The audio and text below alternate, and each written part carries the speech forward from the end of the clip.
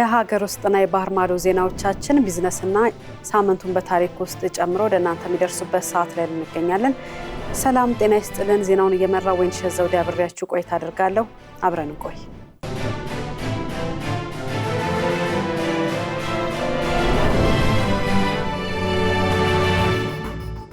የሀገር መከላከያ ሰራዊት የሀገርን ሰላምና ዳር ድንበር ከማስጠበቅ ባለፈ በሌሎችም የልማት ስራዎች ላይ በመሳተፍ ህዝባዊነትን የተላበሰ ሰራዊት መሆኑን የኢፌዴሪ መከላከያ ሚኒስትር አይሻ መሐመድ ገለጹ። ሚኒስቴሩ በደቡብ ምዕራብ ኢትዮጵያ ህዝቦች ክልል ካፋ ዞን የተለያዩ የክረምት በጎ ፈቃድ አገልግሎት ተግባራትን እያከናወነ ይገኛል። ለዝርዝሩ አናውል ተስፋ።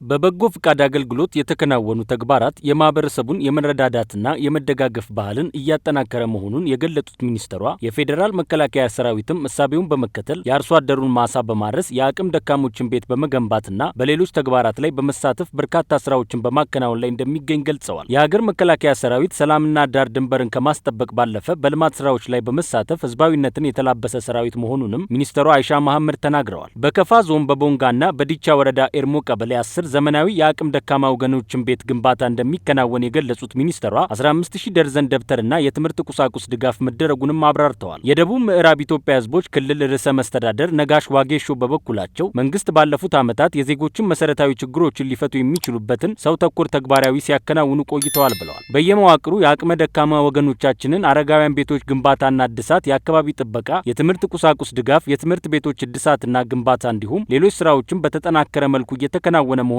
ተናግረዋል። በክልሉም 16 ገጠር ሞዴል መንደሮች ግንባታ እየተከናወነ መሆኑን ያነሱት ርዕሰ መስተዳደሩ 8ቱን ለተጠቃሚዎች መተላለፋቸውን ቀሪዎቹንም በዚህ ወራት ለማጠናቀቅ ስራ እየተሰራ መሆኑን ገልጸዋል። ሚኒስቴሩ የሚያከናውነው የአቅመ ደካሞች ቤቶች ግንባታ የገጠር ሞዴል መንደር እሳቤ የያዘና የማህበረሰብ የኑሮ ደረጃን በከፍተኛ ሁኔታ የሚያሻሽል መሆኑን ምስጋናቸውን አቅርበዋል። በመንግስት የተጀመረው የክረምት በጎ ፍቃድ አገልግሎት በርካታ ለውጦችን አስመዝግቧል ያሉት ደግሞ የከፋ ዞን ዋና አስተዳዳሪ አቶ እንደሻው ከበደ ናቸው። ይህም የማህበረሰቡን የመረዳዳትና የመደጋገፍ ባህልን እንዲያዳብር ከማድረጉም በላይ በርካታ አረጋውያንን አቅመ ደካሞችን ተጠቃሚ ማድረጉን ተናግረዋል። በዘንድሮ የክረምት በጎ ፍቃድ አገልግሎት በ16 መስኮች ከ226000 በላይ የተለያዩ የህብረተሰብ ክፍሎች የተሳተፉ መሆኑን የጠቀሱት አስተዳዳሪው ይህም በመከላከያ ሚኒስቴር የተጀመረ በጎ ተግባር ይህንኑ የሚያጠናክር ነው ብለዋል። በመርሃ ግብሩም የአረንጓዴ አሻራ ችግኝ ተከላ የተከናወነ ሲሆን በሌሎች አካባቢዎችም የበጎ ተግባሩ ተጠናክሮ እንደሚቀጥል ተመላክቷል።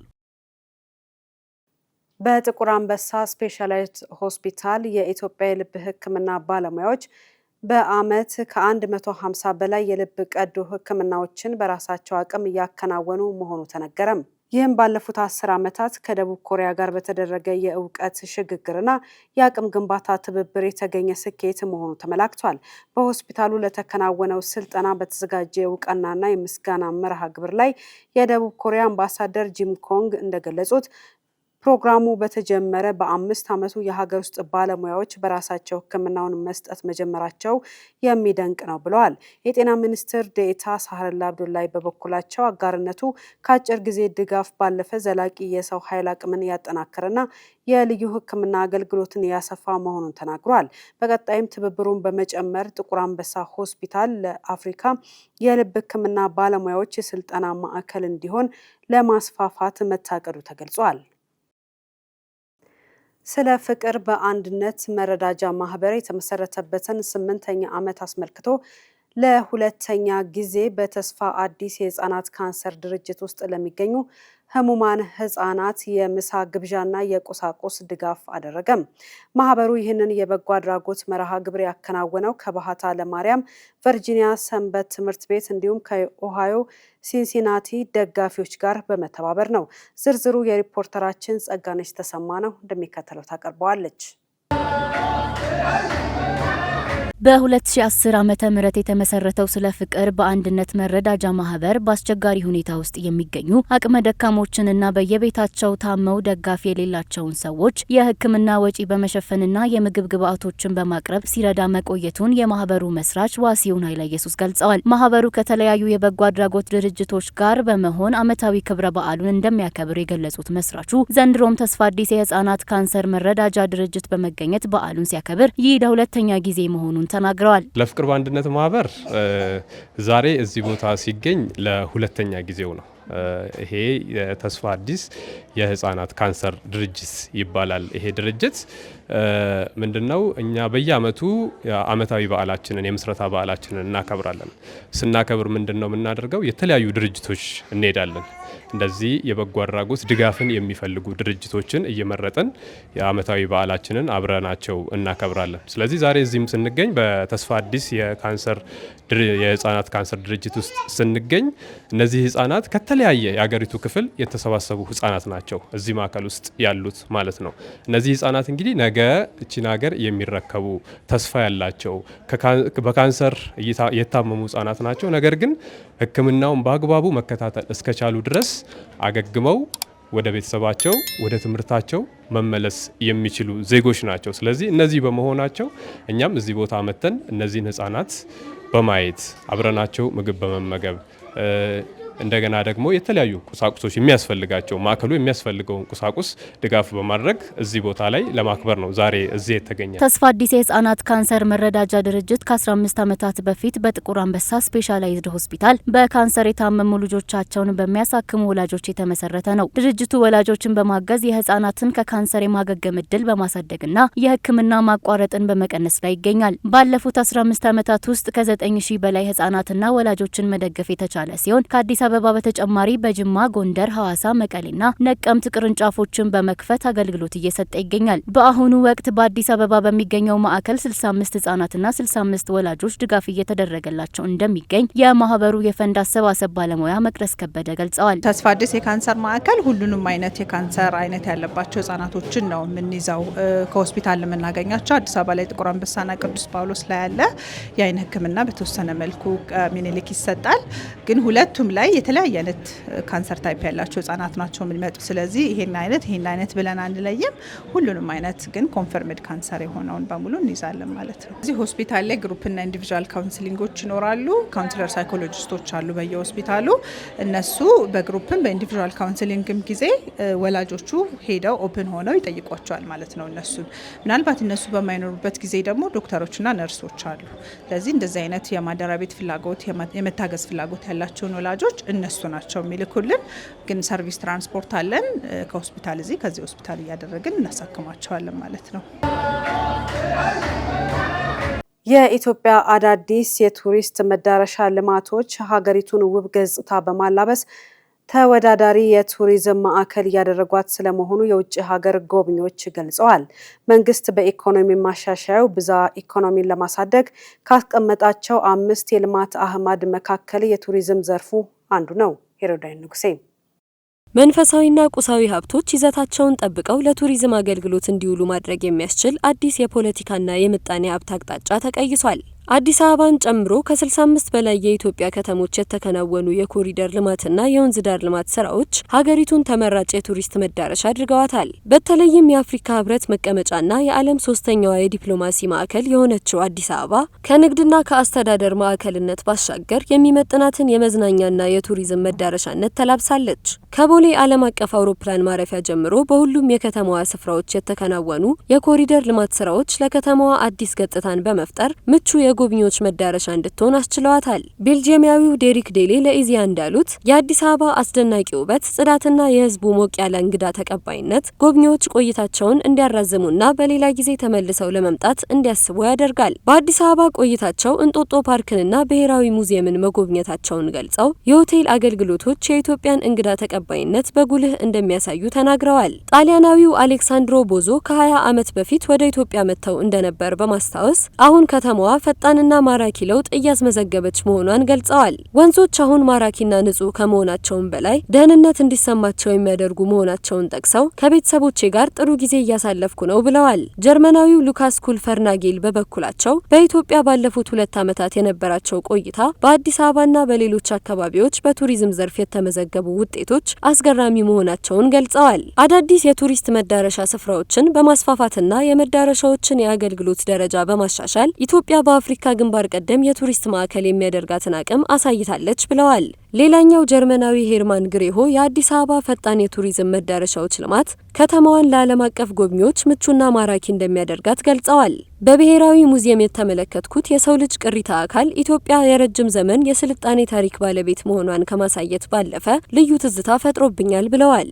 አዳዲስ የቱሪዝም መዳረሻዎች ልማት የኢትዮጵያን የበለጸገ የባህልና የተፈጥሮ ሀብት በተሻለ መንገድ ለዓለም ለማስተዋወቅ እድል እንደሚፈጥርም ጠቅሰዋል። በቀጣይም የሀገሪቱን የቱሪስት መዳረሻዎች የመጎብኘት ፍላጎት እንዳሳደረባቸው ገልጸዋል። ኢትዮጵያ የተፈጥሮና የባህል ሀብቷን በዘመናዊ መንገድ በማልማት ቱሪዝምን ለገጽታ ግንባታ ከመዋል ባሻገር ለኢኮኖሚ እድገት፣ ለስራ ዕድል ፈጠራና ለማህበረሰብ ተጠቃሚነት ምንጭ ማድረግ የሚያስችል ስርዓት እየገነባች ነው ሲሉ አስተያየታቸውን ሰጥተዋል። በዘንድሮ የመኸር ወቅት በሀገር አቀፍ ደረጃ በዘር ከሚሸፈነው 22.6 ሚሊዮን ሄክታር መሬት ውስጥ 16 ሚሊዮን ሄክታሩ በኩታ ገጠም የእርሻ ዘዴ እንደሚለማ የግብርና ሚኒስቴር አስታወቀም። በሚኒስቴሩ የሰብል ልማት መሪ ስራ አስፈጻሚ ተወካይ ተሾመ ገለቱ እንደገለጹት የግብርና ምርትና ምርታማነትን ለማሳደግ ለኩታ ገጠም እርሻና ለገበያ ትስስር ልዩ ትኩረት ተሰጥቶ እየተሰራ ይገኛል። በዚህም እስካሁን ባለው ሂደት 9.75 ሚሊዮን ሄክታር መሬት በኩታ ገጠም ዘዴ በዘር መሸፈኑን ገልጸዋል። በዘንድሮ የኩታ ገጠም እርሻ በተለይም በስንዴ፣ በቆሎ፣ ማሽላ፣ ገብስና ሩዝ ሰብሎች ላይ በትኩረት እየተሰራ እንደሚገኝ የጠቆሙት ተወካዩ ሙሉ የመዝራት ስራው እስከ ነሐሴ 20 ቀን 2018 ዓ.ም ድረስ ይጠናቀቃል ተብሎ እንደሚጠበቅ ተናግረዋል። የኩታ ገጠም እርሻ ዘዴ አርሶ አደሩ በተመሳሳይ ጊዜና ወጥ በሆነ መልኩ አዝርዕትን እንዲዘራ በማድረግ አረም፣ ተባይና ወረርሽኝን ለመከላከል ከፍተኛ ጠቀሜታ እንዳለው አብራርተዋል።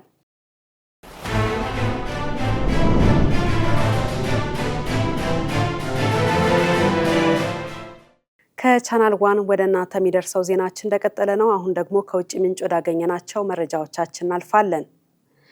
የትራምፕ አስተዳደር ኢትዮጵያ፣ ናይጄሪያና ካሜሩን ዜጎች ላይ ጠንካራ ማዕቀብ አስተላለፈም። የአሜሪካው ፕሬዝዳንት ዶናልድ ትራምፕ አስተዳደር በአፍሪካ ስደተኞችና ተጓዦች ላይ ያነጣጠሩ ተከታታይ ጠንካራ የፖሊሲ ውሳኔዎችን ይፋ አድርጓል። ለዝርዝሩ ኤፍራታ ጥላውን። የአሜሪካው ፕሬዝዳንት ዶናልድ ትራምፕ አስተዳደር ባስተላለፈው አዲስ የፖሊሲ ውሳኔ ለኢትዮጵያ፣ ካሜሩን፣ ሶማሊያና ደቡብ ሱዳን ዜጎች ተሰጥቶ የነበረውን ጊዜያዊ የሕግ ከለላ ሙሉ በሙሉ ማቋረጡንና በኢትዮጵያ፣ ናይጄሪያና ካሜሩን ተጓዦች ላይ ደግሞ አዲስ የቪዛ ገደብ መጣሉን ይፋ ማድረጉ በስደተኞች ላይ ስጋት ፈጥሯል። የአሜሪካው ፕሬዝዳንት ዶናልድ ትራምፕ አስተዳደር ትናንትና በአፍሪካውያን ስደተኞችና ተጓዦች ላይ ያነጣጠሩ ተከታታይ ጠንካራ የኢሚግሬሽን ፖሊሲ ውሳኔዎችን በይፋ አውጥቷል። በአዲሱ መመሪያ መሰረት የሀገር ውስጥ ደህንነት መስሪያ ቤት ለአራት የአፍሪካ ሀገራት ዜጎች ሰጥቶት የነበረውን ሰብአዊ ጊዜያዊ የህግ ከለላ ሙሉ በሙሉ ማቋረጡን በይፋ አስታውቋል። ይህ የጊዜያዊ የህግ ከለላ መቋረጥ ውሳኔ በቀጥታ የሚመለከታቸው አራቱ የአፍሪካ ሀገራት ኢትዮጵያ፣ ካሜሩን፣ ሶማሊያና ደቡብ ሱዳን መሆናቸውም ታውቋል። የአሜሪካ መንግስት በእነዚህ ሀገራት ውስጥ የነበረው የጸጥታና የደህንነት ችግር በአሁኑ ወቅት መሻሻል አሳይቷል በሚል ይህንን ጥበቃ ያነሳው ሲሆን ውሳኔው በአሜሪካ የሚገኙ በሺዎች የሚቆጠሩ ስደተኞችን ያለምንም ህጋዊ ከለላ በማስቀረት ወደ ሀገራቸው የመባረር ከፍተኛ ስጋት ላይ ጥሏቸዋል። በአዲሱ የቪዛ መመሪያ መሰረት ከዲፕሎማቶች ቪዛዎች ውጭ ያሉ ማናቸውም አይነት የተጓዦች ቪዛዎች የአገልግሎት ዘመናቸውና ቆይታቸው ወደ 3 ወር ብቻ እንዲያጥር ተወስኗል። የቪዛ ገደቡ የአገልግሎት ጊዜን ከማሳጠሩም በላይ በእነዚህ ሀገራት የሚገኙ ተጓዦች ወደ አሜሪካ መግባት የሚችሉት ለአንድ ጊዜ ብቻ እንዲሆን ገደብ ተጥሎበታል። ይህም ቀደም ሲል ለረጅም ጊዜና በተደጋጋሚ ለሚመላለሱ ነጋዴዎች፣ ተማሪዎችና ሕክምና ፈላጊዎች ይሰጥ የነበረውን እድል በእጅጉ የሚያጠብና አስገዳጅ መመሪያ እንደሆነም ተመላክቷል። ይህ በትራምፕ አስተዳደር የተወሰደው አዲስና ጥብቅ የኢሚግሬሽን እርምጃ በአሜሪካና በአፍሪካ ሀገራት መካከል ያለውን ዲፕሎማሲያዊ ግንኙነት ወደ አዲስ ምዕራፍ ያሸጋገረው ሲሆን በአሜሪካ በሚኖሩ አፍሪካውያን ማህበረሰቦች፣ የሰብአዊ መብት ተሟጋቾችና የህግ ባለሙያዎች ዘንድ ከፍተኛ ውይይትና ስጋትን እየቀሰቀሰም ይገኛል። የህግ ባለሙያዎች እንደሚናገሩት የከለላው መነሳት ስደተኞቹ የስራ ፈቃዳቸውን እንዲያጡና በማንኛውም ሰዓት ለሀገር መባረር ሂደት እንዲጋለጡ የሚያደርግ በመሆኑ ከፍተኛ ድንጋጤን ፈጥሯል። በተጨማሪም አዲሱ የቪዛ ገደብ በሁለቱ ወገኖች መካከል ያለውን የንግድ፣ የትምህርትና የቤተሰብ ግንኙነት በእጅጉ ይገታል ተብሏል። ሶማሊያ በሀገር ውስጥ የሰለጠኑ 3000 ያህል አዳዲስ ወታደሮችን አስመረቀች። ይህም የሀገሪቱን የደህንነት ኃላፊነት ከአፍሪካ ህብረት ኃይሎች ወደ ራሷ ለማስተላለፍ የሚረዳ ጥረት ነው ተብሎለታል። ለዝርዝሩ አማሩ ገብሩ። የሶማሊያ ፕሬዝዳንት ሐሰን ሼክ መሐሙድ አዳዲሶቹ መኮንኖች የሶማሊያ ብሔራዊ ጦር የነገ መሪዎች እንደሆኑ ገልጸው በታማኝነት በሙያዊነትና በሀገር ፍቅር እንዲያገለግሉ አሳስበዋል። የሶማሊያ መንግስት የጦሩን ቁጥጥርና ሙያዊ አቅም ለማሳደግ የሚፈልገው በአንድ በኩል አልሸባብን ለመዋጋት፣ በሌላ በኩል ደግሞ የሀገሪቱን ደህንነት ከውጭ ኃይሎች ወደ ሶማሊያ ጦር ለማስተላለፍ ነው ሲሉ አክለዋል። የእነዚህ ወታደሮች መመረቅ የሀገሪቱን ወታደራዊ ኃይል በቁጥርና በብቃት ለማጠናከር የተወሰደ እርምጃ ነው የተባለ ሲሆን በተለይም ከአፍሪካ ህብረት የሰላም አስከባሪ ኃይል ወደ ሶማሊያ ጦር የሚደረገውን የደህንነት ሽግግር ያጠናክራል መባሉን ሶማሊያ ጋርዲያን የተባለ የሀገሪቱ የዜና ምንጭ ጽፏል። ነገር ግን ወታደሮቹ መመረቃቸው ብቻ የሶማሊያን የደህንነት ችግር አይፈታውም የሚሉ አስተያየት ሰጪዎች መኖራቸውንና የሰለጠኑትን ወታደሮች ማስታጠቅ፣ መደበኛ ደሞዝ መክፈል፣ ሎጂስቲክስ ማቅረብና የአልሸባብን ጥቃት መቋቋም የሚችሉ ዘላቂ የጦር አቅም መገንባት ዋና ፈተናዎች ይሆናሉ የሚል አስተያየት እየተሰጠ እንደሆነም ተገልጿል። የሱዳን የሽግግር ሉዓላዊ ምክር ቤት ሊቀመንበር ጄኔራል አብዱልፈታህ አልቡርሃን ለሀገሪቱ የፖለቲካ ሂደት አዲስ እድል ይፈጥራል የተባለለት ውሳኔን አሳለፉም። አልቡርሃን በሱዳን ሊካሄድ ለታቀደው ብሔራዊ ውይይት ተሳታፊዎች ህጋዊ፣ ፖለቲካዊና የጸጥታ ዋስትና ሰጣለሁ ሲሉ ቃል ገብተዋል። ዝርዝሩ የማለሂት ደምላሽ ነው፣ እንደሚከተለው ታቀርበዋለች።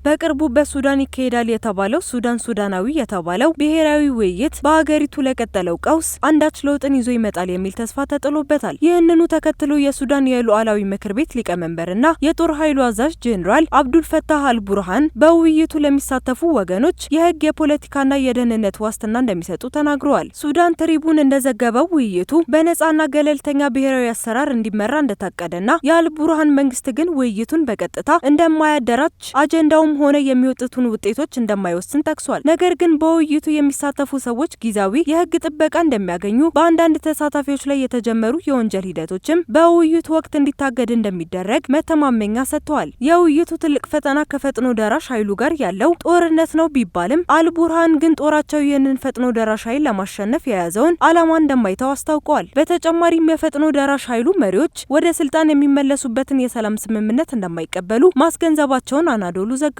የሱዳን ጠቅላይ ሚኒስትር ሐሚል አድሪስ በበኩላቸው ሱዳናዊ ብሔራዊ ውይይት በቅርቡ እንደሚጀመር ገልጸው ዓላማውን ብሔራዊ እርቅ፣ የህገ መንግስት ግንባታና በመጨረሻ ነጻና ፍትሃዊ ምርጫ ለማካሄድ መንገድ መክፈት ነው ሲሉ ተናግረዋል። በዚህ የውይይት ሂደት ውስጥ ግን የፈጥኖ ደራሽ ኃይሉ ሚና ምን እንደሆነና ለጦርነቱ አንዳች የፖለቲካ መፍትሄ ማምጣት ይችላል ወይ የሚለው ጥያቄ ውስጥ ገብቷል። ፕሬዚዳንት ዶናልድ ትራምፕ ከሰሜን ኮሪያው መሪ ኪም ጆንግ ኡን ጋር ባላቸው መልካም ግንኙነት ምክንያት ከደቡብ ኮሪያ ጋር የሚያደርጉትን የጋራ ወታደራዊ ልምምድ በከፍተኛ መጠን እንደሚቀንሱ አስታውቋል።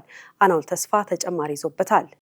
እነዚህ ወታደራዊ ልምምዶች ዋጋቸው ውድ ነው። አብዛኛውን ወጪ የምትሸፍነው ደግሞ እንደተለመደው አሜሪካ ናት። ፈጽሞ የማያስፈልግና ነውጠኛ መሆን መልእክትን ያስተላልፋል ብለዋል ፕሬዚዳንት ትራምፕ። ደቡብ ኮሪያ ከአሜሪካ ጋር የሚያደርገውን ወታደራዊ ልምምድ በተያዘለት የጊዜ ሰሌዳ መሰረት እንደሚቀጥል ገልጻለች። ሰሜን ኮሪያ ግን እስካሁን አስተያየት አልሰጠችም። ሰሜን ኮሪያ በያዝነው ወር የባሊስቲክ ሚሳይል ሙከራ አድርጋለች። የመንግስታቱ ድርጅት ይህንን አይነት ድርጊት ላይ እገዳ ጥሏል። ትራምፕ ትላንትና እሁድ እንደተናገሩት ዛሬ ከደቡብ ኮሪያ ጋር የሚካሄደው ዓመታዊ ወታደራዊ ልምምድ ለመሰረዝ ጊዜው ረፍዷል። በቅርቡ የደቡብ ኮሪያ ፕሬዝዳንት ኢራንን ከኒውክሌር ነጻ በማድረግ እንዲተባበሩ ጠይቀዋል። እምቢ ብለዋል ሲሉ ትራምፕ በትሩዝ ሶሻል ገጻቸው ጽፈዋል። ጽሑፉንም ከማጋራታቸው ከ24 ሰዓታት አስቀድሞ ከኪም ጆንግ ኡን ጋር በአውሮፓውያኑ 2019 የተነሱትን ፎቶ ለጥፈዋል። ሁለቱ መሪዎች በምስሉ ላይ ወዳጆች ባይመስሉም መልካም ጓደኞች መሆናቸውን ጽፈዋል። ባለፈው ሳምንት የአሜሪካና ደቡብ ኮሪያ ወታደራዊ መሪዎች ለ11 ቀናት የሚቆይ ወታደራዊ ልምምድ እንደሚያደርጉ አስታውቀዋል። ዩልቺ ፍሪደም ሺልድ የተባለው ልምምድ አምና ከነበረው ጋር ተመሳሳይ እንደሚሆንና ወደ 18000 የደቡብ ኮሪያ ወታደሮች እንደሚሳተፉበት ተገልጿል። ሰሜን ኮሪያ ለሩሲያ ጦር ወታደሮችን መስጠቷን የአሜሪካና ደቡብ ኮሪያ ወታደራዊ መሪዎች ተናግረዋል። የአሜሪካ ጦር ቃል አቀባይ ራያን ዶላን ስልጠና የምናደርገው ይሄ ስጋት ስላለ ነው ብለዋል። ወደ 28500 የሚጠጉ የአሜሪካ ወታደሮችን በደቡብ ኮሪያ ተሰማርተዋል። የሰሜን ኮሪያም የውጭ ጉዳይ ሚኒስቴር ባወጣው መግለጫ የጋራ ወታደራዊ ልምምድ የጦርነት ዝግጅት ነው ሲሉም ኮንነዋል። ኢራን አሜሪካውያን ወታደሮችን ለሚገድሉ በሚሊዮን የሚቆጠሩ የገንዘብ ሽልማት አዘጋጅታለች። የኢራን ሰራዊት ጠቅላይ አዛዥ እሁድ ዕለት በሰጡት መግለጫ ማንኛውም አሜሪካዊ ወታደርን ማርኮ ወይም ገድሎ የሚያመጣ ኢራናዊ $30,000 የገንዘብ ሽልማት እንደሚሰጠው አስታውቀዋል። አሚራታሚ የተባሉት የኢራን ሰራዊት ባለስልጣን ገንዘቡ የሚሸፈነው በኢራን ሕዝብ ድጋፍ እንደሆነ ገልጸዋል። የኢራን ባለስልጣናት የአሜሪካ ፕሬዝዳንት ዶናልድ ትራምፕን ለመግደል ቀደም ሲል የገንዘብ ሽልማት ማዘጋጀታቸው ይታወሳል። ባለፈው ግንቦት 15 ከፍተኛው የፓርላማ አባል ኢብራሂም አዚዚ እንደገለጹት ትራምፕን ለሚገድል አካል እስከ 50 ሚሊዮን ዩሮ የሚደርስ ሽልማት የሚያካትት የህግ ማዕቀፍ መዘጋጀቱን አሳውቀው ነበር። ፕሬዝዳንት ትራምፕ ከኢራኑ ዜና በኋላ የአሜሪካ ወታደር ሞት በኢራን ላይ የሚያስከትለው አጸፋ ከባድ ነው ብለዋል። ዩክሬን በሩሲያ ግዛቶች ላይ ለምትፈጽማቸው ጥቃቶች ብሪታንያ ሰራሽ ድሮኖችን እየተጠቀመች ነው ተባለ። ሞስኮ የምዕራባውያን የጦር መሳሪያ አቅርቦት የሰላም ጥረቶችን እያደናቀፈ ነው ብላለች። ዩክሬን በሁለት የብሪታንያ ኩባንያዎች የተሰሩ ድሮኖችን በሩሲያ ግዛት ውስጥ ለሚፈጸሙ የረጅም ርቀት ጥቃቶች ለመጀመሪያ ጊዜ ጥቅም ላይ ማዋሏን ዘ ታይምስ የዩክሬን ወታደራዊ ምንጮችን ጠቅሶ ዘግቧል። የብሪታንያው ግዙፍ የመከላከያ ኩባንያ BAE ሲስተምስ ስር በሚገኝ ኩባንያ የተገነባው ኒያን ጨምሮ የብሪታንያ ድሮኖች ላለፉት 6 ወራት ያህል በሩሲያ የነዳጅ ማጣሪያዎች ላይ በተፈጸሙ ጥቃቶች እንዲሁም በሩሲያ ግዛት ጥልቅ ክፍሎች ውስጥ በተፈጸሙ ጥቃቶች ላይ ተሳትፈዋል።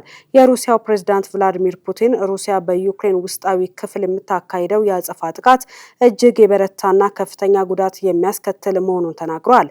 በተጨማሪም ሞስኮ የምዕራባውያን የጦር መሳሪያ አቅርቦት የሰላም ጥረቶችን እንደሚያደናቅፍና ኔቶን የግጭቱ ቀጥተኛ ተሳታፊ የሚያደርግ ነው ስትል ትገልጻለች። የዓለማችን ትልቁ የኤሌክትሪክ አውሮፕላን በአሜሪካ ሰማይ ላይ የተሳካ በረራን አድርጓል። አርት ኤሮስፔስ ኩባንያ የነደፈው የአውሮፕላን በረራውን ለማድረግ $5 የሚጠጋ የኤሌክትሪክ ኃይል ብቻ መጠቀሙ ተጠቁሟል። የዚህ አውሮፕላን ዋና ምርት የሆነው ES-30 የተባለው ባለ 30 መቀመጫ አውሮፕላን ሙሉ በሙሉ በኤሌክትሪክ ብቻ የሚሰራ ሳይሆን ባትሪ ሲያልቅ የሚያገለግል የነዳጅ ማስተካከያ የተገጠመለት ነው። አውሮፕላኑ በባትሪ ብቻ 200 ኪሎ ሜትር ከነዳጅ ማስተካከያው ጋር ደግሞ እስከ 800 ኪሎ ሜትር መጓዝ የሚችል ሲሆን በፈረንጆቹ 2031 አገልግሎት ለመጀመር ታቅዷል። ዩናይትድ ኤርላይንስ እና ኤር ካናዳን ጨምሮ በርካታ አየር መንገዶች $9.4 ቢሊዮን የሚገመት ትዕዛዝ ሰጥተዋል።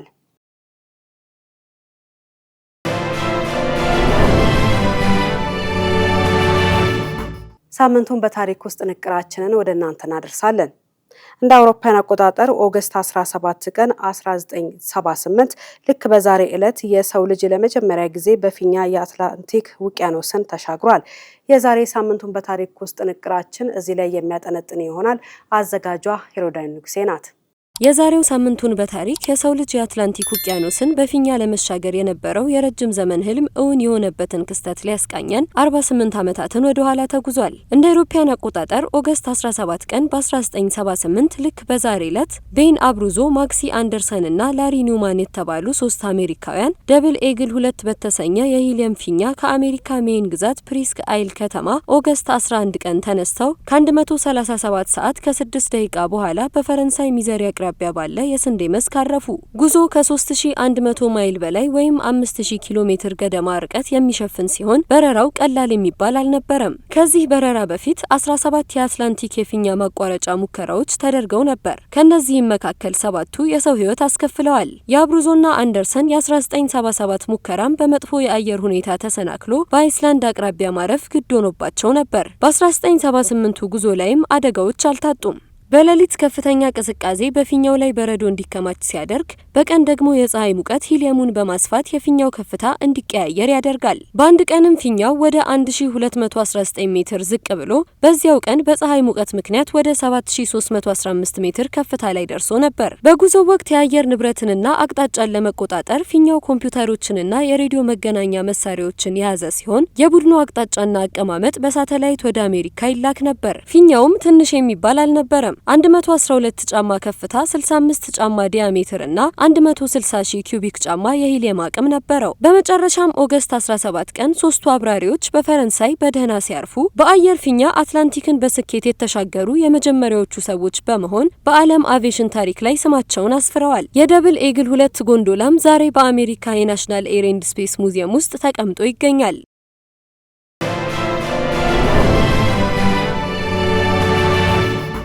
የቢዝነስ መረጃዎቻችንን እናስከትላለን። የዓለም ባንክ ለአዲሱ የኢትዮጵያ የልማት ማዕቀፍ 13.4 ቢሊዮን ዶላር ሊመድብ ነው።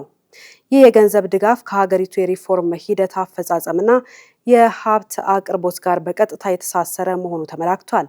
ለዚህና ለሌሎች የቢዝነስ መረጃዎቻችን መሀሌት ደመላሽ።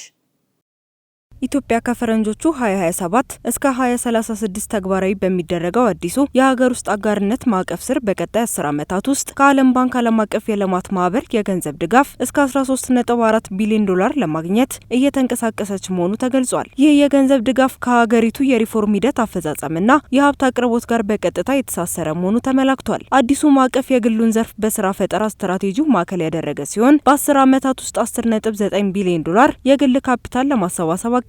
በተጨማሪም የሀገር ውስጥ የግብር ገቢን አሁን ካለበት 8% ወደ 12% በ5 ዓመታት እንዲሁም ወደ 15% በ10 ዓመታት ውስጥ ለማሳደግ ታቅዷል። በአውሮፓ እየተባባሰ የመጣው ከባድ የሙቀት ማዕበል በንግድ ተቋማት ላይ ከፍተኛ የኢኮኖሚ ኪሳራን እያስከተለ ሲሆን ይህም በአገሪቱ ያለውን ሰፊ የኢንሹራንስ ሽፋን ክፍተት በግልጽ ያሳየ እንደሆነ ተገለጸ። በተለይም አብዛኞቹ የንግድ ተቋማት ከባድ የአየር ንብረት ለውጥ ለሚያመጣው የስራ መቋረጥ፣ የምርት መቀነስና የገቢ ማጣት ዋስትና የሌላቸው መሆኑ የስጋት ደረጃውን ከፍ አድርጎታል። በአውሮፓ በተከታታይ እየተመዘገበ ያለው ከፍተኛ የሙቀት መጠን የሰዎችን ጤና ከመፈታተን ባለፈ በንግድና በኢንዱስትሪዎች ላይ ከባድ ጫናን ፈጥሯል። የቱሪዝም ዘርፍ የግብርና ምርታማነትንና የፋብሪኮችን የስራ እንቅስቃሴ በሙቀቱ ምክንያት በከፍተኛ ደረጃ ተስተጓጉሏል። የኢኮኖሚ ባለሙያዎች እንደሚናገሩት በአውሮፓ ከሙቀት ማዕበል ጋር ተያይዞ ከሚከሰተው የገንዘብ ኪሳራ ውስጥ አነስተኛው ክፍል ብቻ ነው በኢንሹራንስ የተሸፈነው። ይህ የኢንሹራንስ ክፍተት ተብሎ የሚጠራው ክፍተት ንግዶች አደጋ ሲያጋጥማቸው ራሳቸውን መከላከል እንዳይችሉ አድርጓቸዋል። የኢንሹራንስ ኩባንያዎች ባህላዊ የዋስትና አይነቶችን ለከባድ የሙቀት አደጋዎች ለመስጠት መቸገራቸውና ተቋማቱም ለአየር ንብረት አደጋዎች የሚሆን በቂ የመድን ዋስትና ለመዘርጋታቸው ለችግሩ ዋነኛ ምክንያቶች ናቸው። መረጃው የሮይተርስ ነው። ህንድ ላለፉት 10 ዓመታት ሙሉ በሙሉ በነጻ ስታቀርበው ለነበረው ግዙፍ የዲጂታል ክፍያ ስርዓት አዲስ የአገልግሎት ክፍያ ልጥል መሆኑ አነጋጋሪ ሁኔታን ፈጠረ። ይህ አዲስ ክፍያ የሚጣለው በትላልቅ የንግድ ተቋማት ላይ ብቻ ሲሆን መደበኛው ሸማችና አነስተኛ የጎዳና ላይ ነጋዴዎች ግን አገልግሎቱን በነጻ ማግኘታቸውን ይቀጥላሉ። በህንድ ውስጥ የጎዳና ላይ አነስተኛ አትክልት ሻጮችን ጨምሮ በሚሊዮን የሚቆጠሩ ዜጎች ያለምንም ተጨማሪ ክፍያ ስልካቸውን በመጠቀም ብቻ ገንዘብ ወዲያውኑ ማስተላለፍ የተለመደ የዕለት ተዕለት ተግባር ነው። እንደ አውሮፓውያን አቆጣጠር በ2016 የተጀመረው ይህ የዩፒአይ የክፍያ ስርዓት በአሁኑ ወቅት በሀገሪቱ የፋይናንስ መዋቅር ውስጥ ትልቅ ተጽዕኖ መፍጠር የቻለ ስኬት ነው። ነገር ግን ይህንን ግዙፍና በቢሊዮን የሚቆጠር ግብይት የሚያስተናግድ የቴክኖሎጂ መዋቅር በነጻ ማስኬድ የባንኮችንና የፋይናንስ ተቋማትን አቅም እጅግ እየተፈታተነ በመምጣቱ መንግስት አዲስ የክፍያ መመሪያን እያዘጋጀ ይገኛል። የህንድ የፋይናንስ ባለሙያዎች እንዳስታወቁት መደበኛው ሸማች ከአንድ ሰው ወደ ሌላ ሰው የሚደረጉ የገንዘብ ዝውውሮች እንዲሁም አነስተኛ የጎዳና ላይ ነጋዴዎች አሁንም ቢሆን አገልግሎቱን ሙሉ በሙሉ በነጻ ማግኘታቸውን ይቀጥላሉ። ይህም የክፍያ ስርዓቱ እንዳይዳከም ለመጠበቅ የተደረገ ጥንቃቄ ነው። መረጃው የቢቢሲ ነው። የጣሊያኑ የቅንጦት መኪና አምራች ፌራሪ ያመረተው የኤሌክትሪክ መኪና በአንድ ጨረታ በ40 ሚሊዮን ዶላር ተሸጠ። ፌራሪ ሉቼ የተሰኘው የመኪና ጥቅም ላይ ሳይውል ይህንን ያህል ከፍተኛ ዋጋ ሊያወጣ የቻለው በልዩ ዲዛይኑና በበጎ አድራጎት ጨረታ ላይ በመቅረቡ እንደሆነ ተገልጿል። ባለፈው ወር ላይ ይፋ የተደረገውና ፌራሪ ሉቼ የተሰኘው ይህ መኪና ከተለምዳዊ የፌራሪ ቅርጽ ወጣ ያለ በመሆኑ መጀመሪያ ላይ ከደንበኞችና ከተንታኞች ትችት ገጥሞት ነበር። በመደበኛ ገበያ ላይ መኪናው ከ$600,000 ጀምሮ የሚሸጥ ቢሆንም ይህ የመጀመሪያው መኪና ግን አስገራሚ ሁኔታ የመወዳደሪያ ዋጋው እየጨመረ ሄዶ በ40 ሚሊዮን ዶላር ሊጠናቀቅ ችሏል። ይህም ባለፈው ዓመት 26 ሚሊዮን ዶላር ተሸጦ የነበረውን የፌራሪ ዴይቶና መዝገብ በከፍተኛ ልዩነት የተሰበረ ሆኗል። ይህ መኪና ለየት የሚያደርገው የተለየ መልክ እንዲኖረው ተደርጎ በፌራሪ የክብር ዲዛይኖች የተሰራ መሆኑ ነው። በተጨማሪም መኪናው በብርሃን መጠንና አቅጣጫ መሰረት ቀለሙን ከለምለም አረንጓዴነት ወደ ወይን ጠጅነት የሚቀይር ልዩ ነጭ የተቀባ ቀለም ነው። መረጃው የቢቢሲ ነው። ከቻናል ዋን ወደ እናንተ ስናደርስ የነበሩ ዜናዎቻችን ተጠናቀዋል። ስለተከታተላችሁን እናመሰግናለን። ዜናውን እየመራ ወይንሸት ዘውዴ አብሬያችሁ ቆይታ አድርጌያለሁ። መልካም ጊዜ ይሁንላችሁ።